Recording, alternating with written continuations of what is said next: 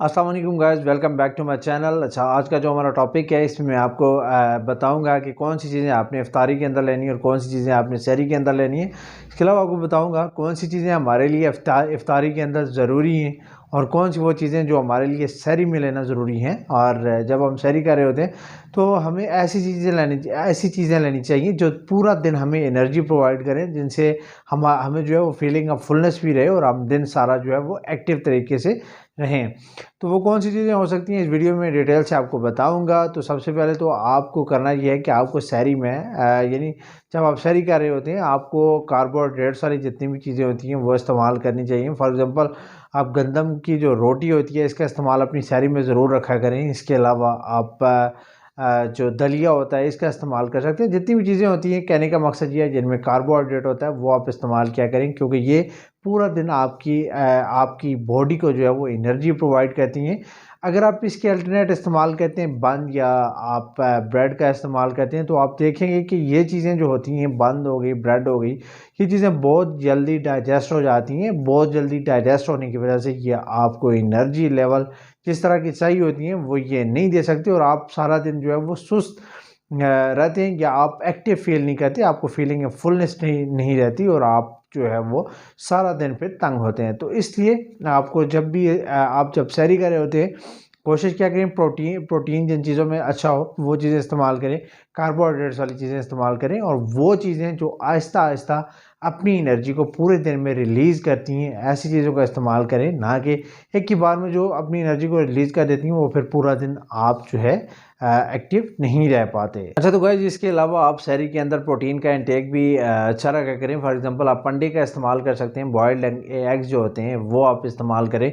इसके अलावा आप जो है बीफ का इस्तेमाल, यानी कोई भी गोश्त हो, मीट हो, उसका इस्तेमाल आप कर सकते हैं ताकि आपका जो प्रोटीन इंटेक है ये भी अच्छा रहे और आपको दिन जो है फीलिंग ऑफ फुलनेस रहे, आपका पूरा दिन बहुत अच्छे से गुजरे और आप बिल्कुल भी तंग ना हो।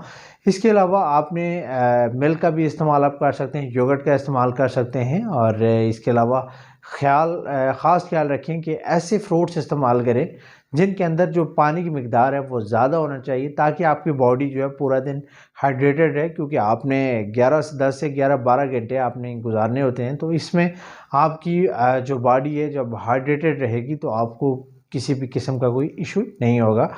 और कोशिश ये करें कि टाइम को ऐसे मैनेज करें, सहरी का जो टाइम आपका होता है इसमें आपको 10 से 15 मिनट जो लास्ट है वो मिलने चाहिए पानी के लिए, कि आप अच्छी तरह पानी पी सकें। और पानी का इस्तेमाल ख़ास तौर पे इसमें ज़्यादा करना है इफ्तारी की तरफ। और जैसे कि आपको पता है कि इफ्तारी में बहुत ज़्यादा लोग जो होते हैं ये डायरेक्टली कोल्ड ड्रिंक्स लेते हैं, यानी डायरेक्टली जो है किसी सॉफ्ट ड्रिंक या कोल्ड ड्रिंक से अपना जो है इफ्तार करते हैं, रोज़ा इफ्तार करते हैं। तो जब आप स्टार्ट से ही अपनी शुगर लेवल को ज़्यादा कर लेते हैं या अपने जो शुगर लेवल्स आपके ब्लड में होते हैं उनको बढ़ा देते हैं तो इनसे बहुत सारे मसला पैदा होते हैं, बहुत सारे मसाइल पैदा होते हैं।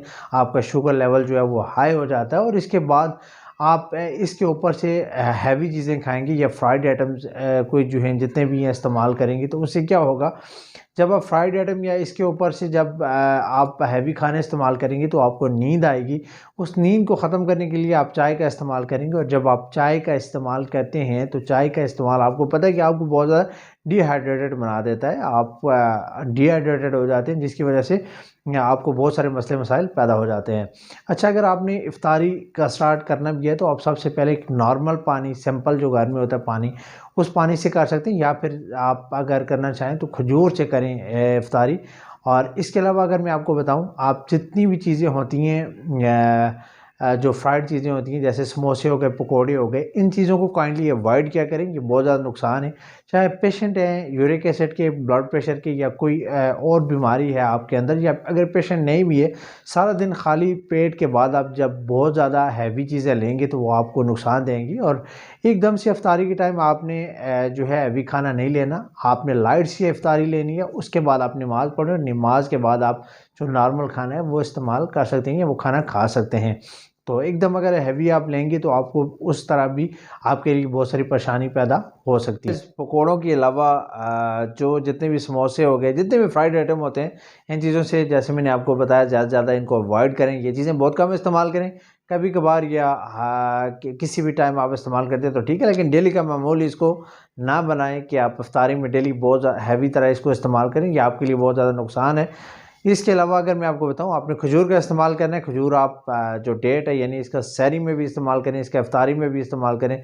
चाहे आप इसका सहरी इफ्तारी दोनों में आप इस्तेमाल करेंगे तो इससे आपको बहुत ज़्यादा बेनिफिट हासिल होंगे, आपकी एनर्जी लेवल भी सही रहेंगे। खजूर के साथ साथ आप बनाना का भी इस्तेमाल किया करें। बनाना और खजूर दोनों ऐसे फ्रूट्स हैं जिनके अंदर पोटेशियम होता है और ये आपके बीपी को भी मेंटेन रखता है पूरे दिन के अंदर, और इसके अलावा बहुत सारी और बेनिफिट्स भी इसके हैं। इस वीडियो में इतना ही, मिलते हैं नेक्स्ट वीडियो में, तब तक के लिए अल्लाह ने के बाद।